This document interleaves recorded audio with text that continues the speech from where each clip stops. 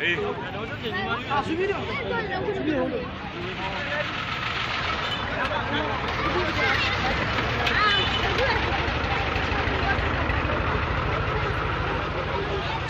ga mu akan hanya.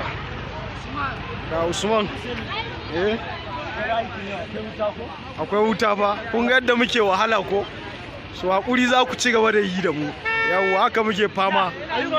Wallahi. Har da ku.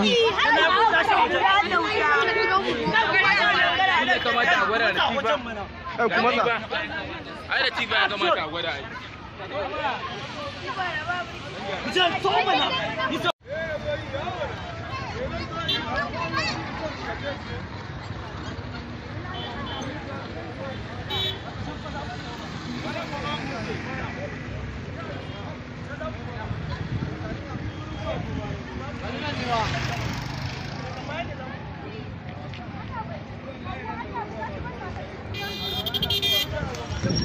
Aikin yau akwai wuta.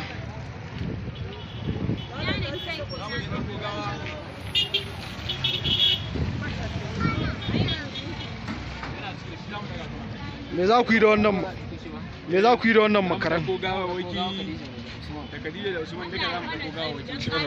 Amma ma ita ma ta je ta sha fauzin saboda kasha ya ce baya son ta. Gaskiya ne, Allah ya ji kansu tun kafin dai su mutu. To, alhamdulillah gashi muna kan aiki. So halitta.